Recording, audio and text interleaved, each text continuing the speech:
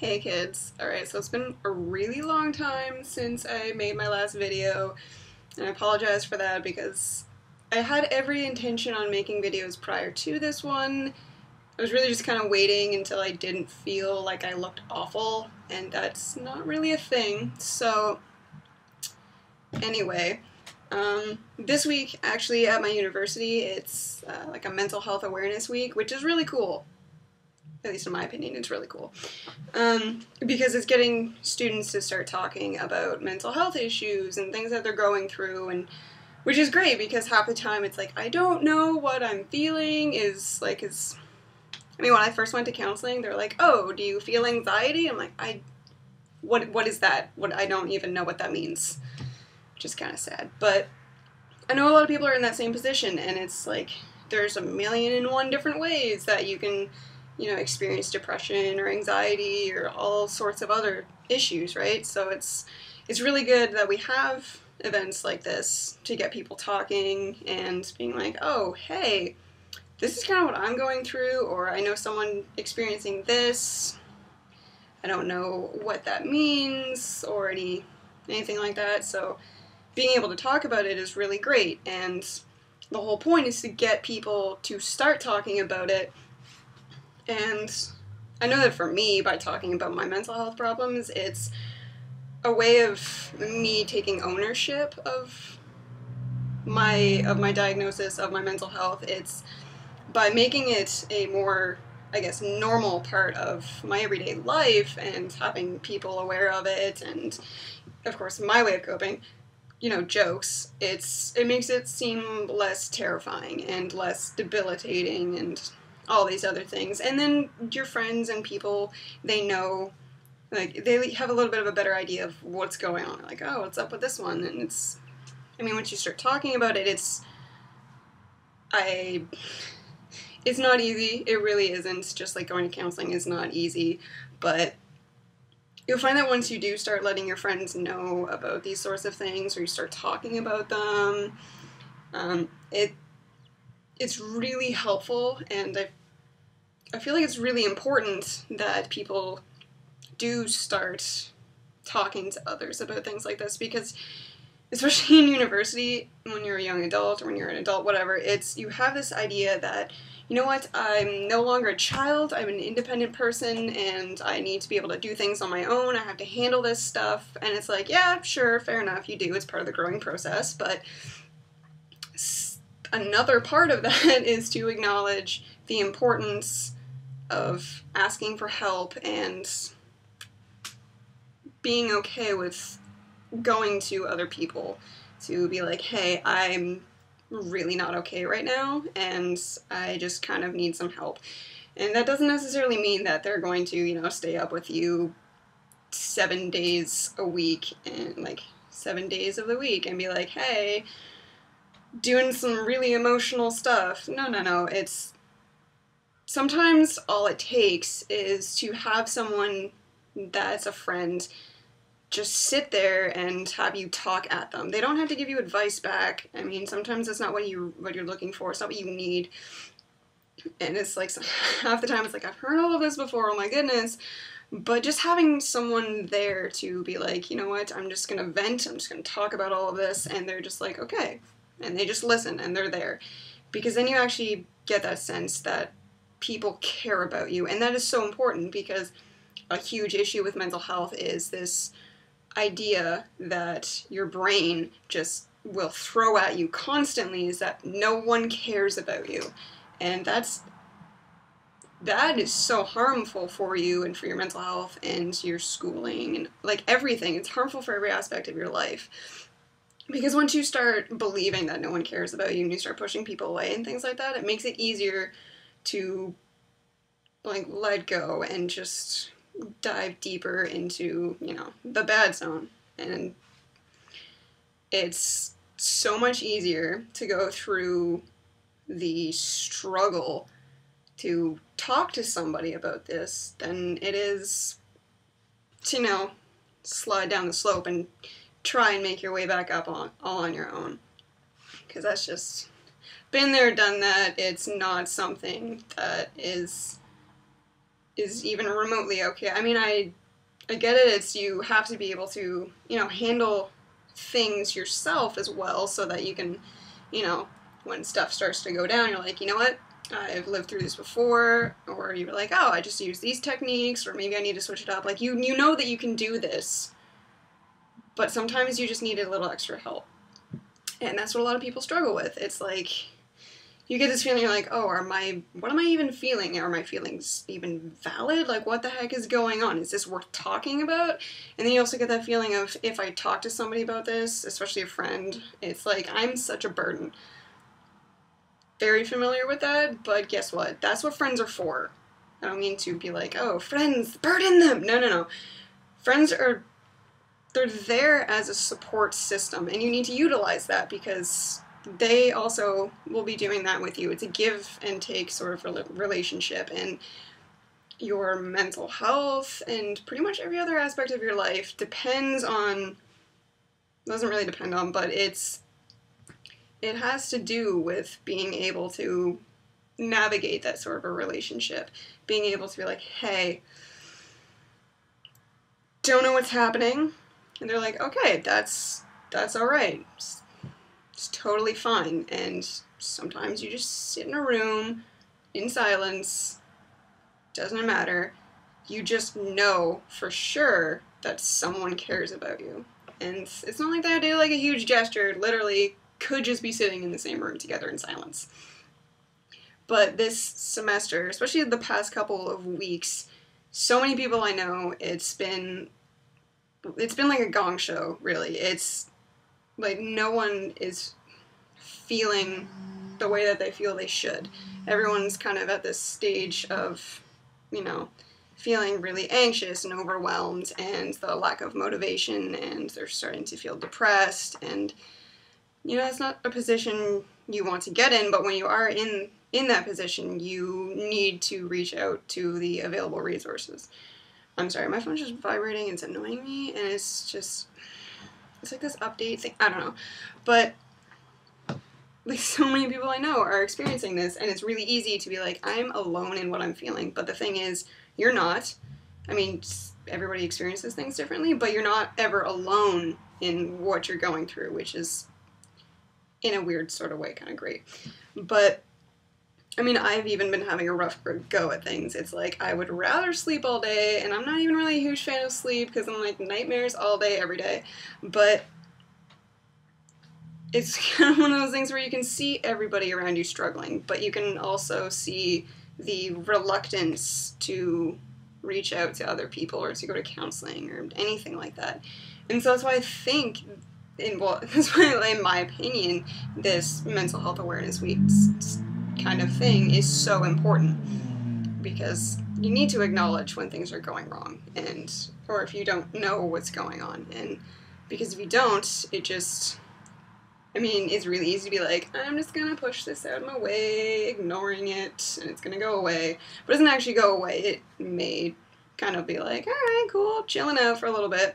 But for the most part, it will come back so much stronger. And that sucks, especially if you try and force yourself to make it on your own without the help of friends and things like that. And believe me, it's really hard to admit to your friends to be like, you know what, especially with things like self-harm, it's really hard to even feel kind of comfortable with anyone to talk about. And I mean, it's easier for some people, but it's just kind of like, how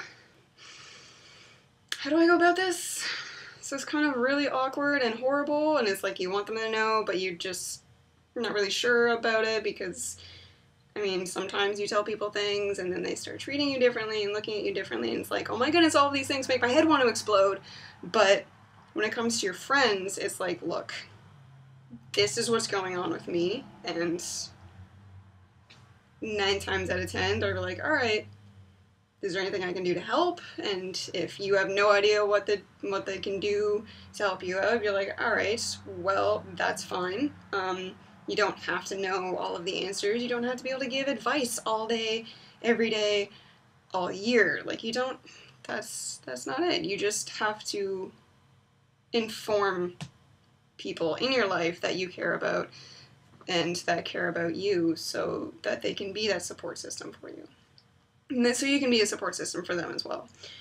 So, yeah, that's pretty much it. But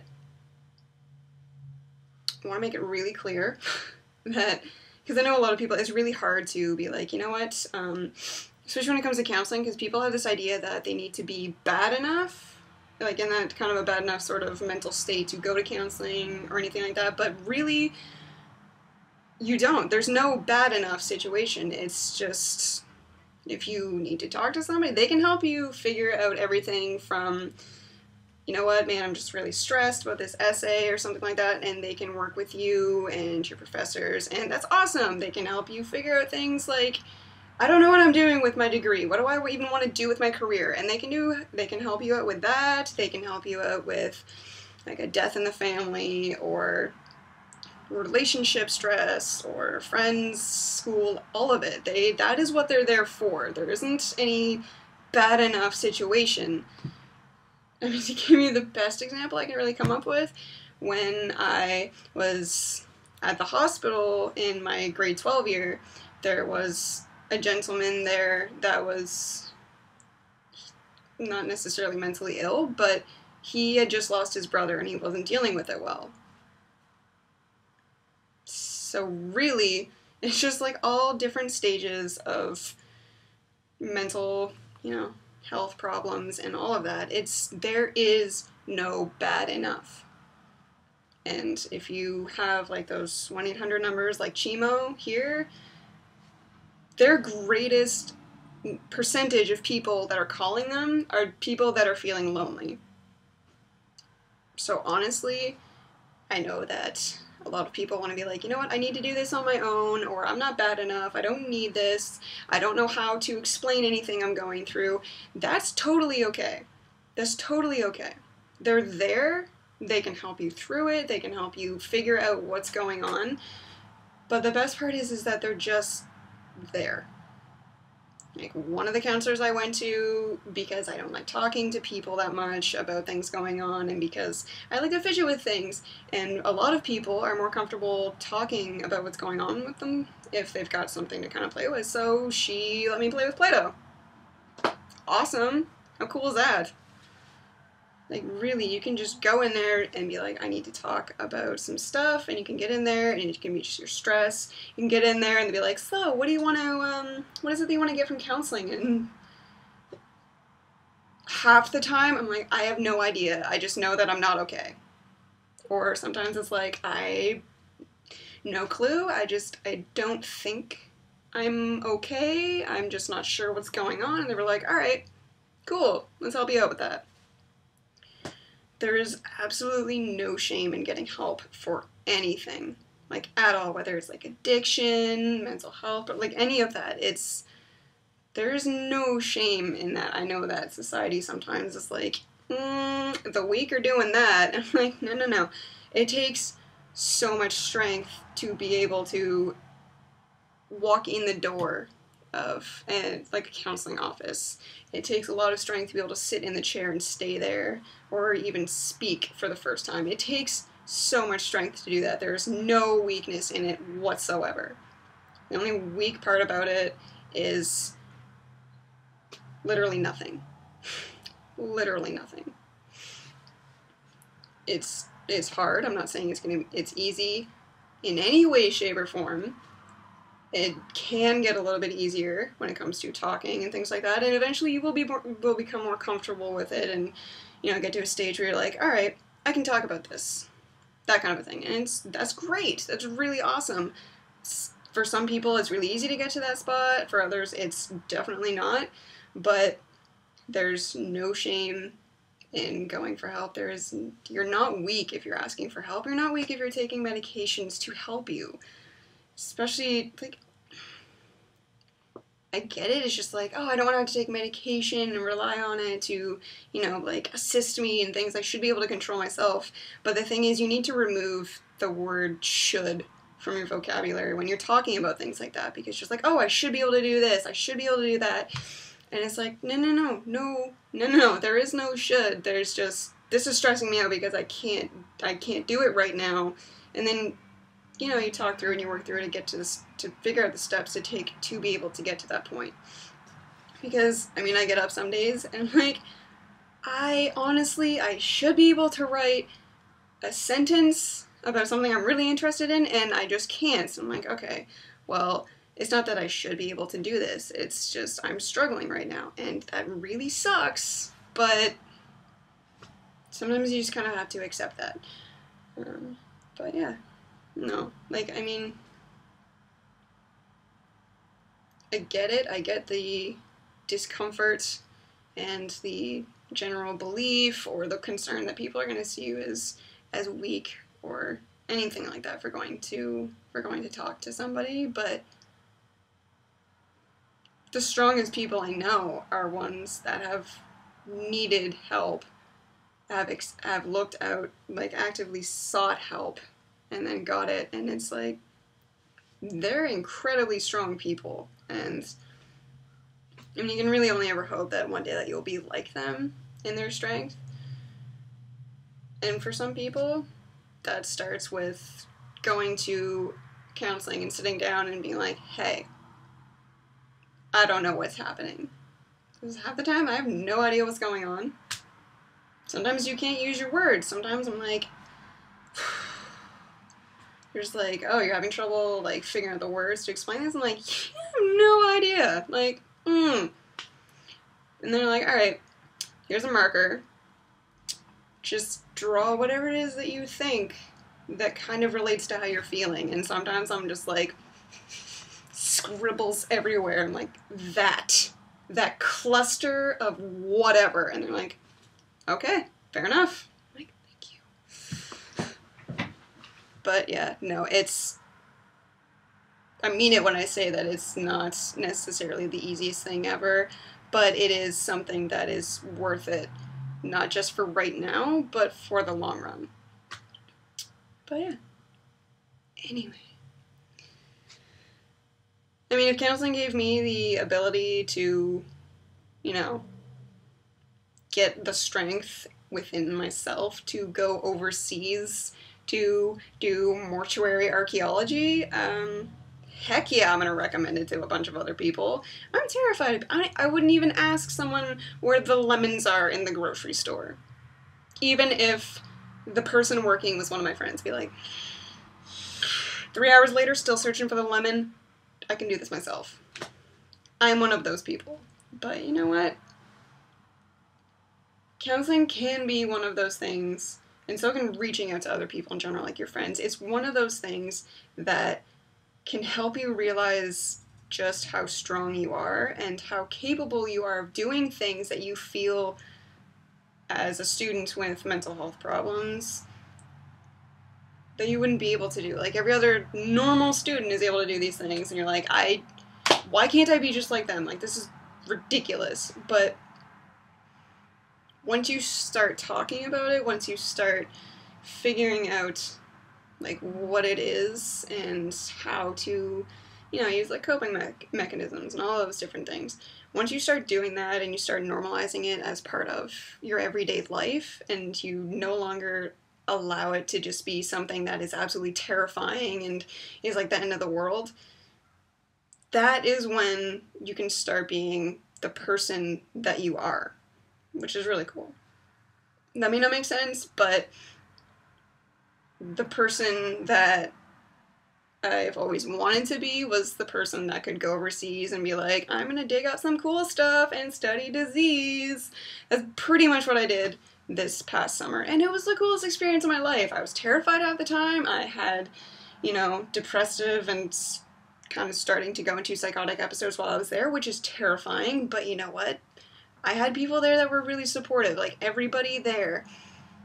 My being open about my mental health problems actually strengthened my connections with people, which blew my mind. I thought everyone's gonna be like, that one needs to just, can we put her in the back?